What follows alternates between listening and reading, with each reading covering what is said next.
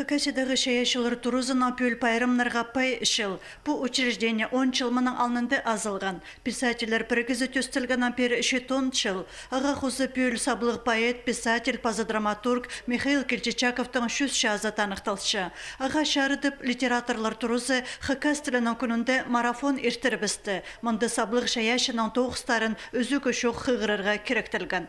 Кенеттен шарық көр салзан, тайға жүрені көз шалдырап, шалғыз от шар көлгенше. Хойық ізі тайға тарап, көк шырған болып сүргепше. Бұл шөрібні культура министрі Леонид Еремин пастан, аға марафон арылышызына пастағы алғысты спеші жетірілген. Аның соның шылысқанчон алынды қысқы кебілістер қығырғанар ағбындағы шебіргі 2-ші школының 2-ші кластағы үгіренжелері, осында орыс олық Павел Котов. Хакас гимназиясының үгіренжелері өдөк шақсы темнен келтірілер.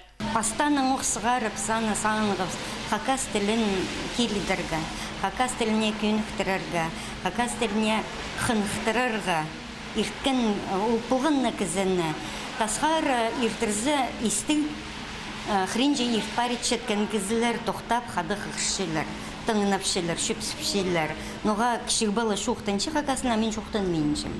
Шаяшы тоғыстарына Хакас тіліна өзігі шоқығырар шөрім бөл 2-ші қатып ертірілді. Анда тасқар алғым ертірірген аңмыр қарық бұлпырған. Ше андығда бұлзы марафонға келген чон кебіл стартығынап шүрік оның пазынып алған.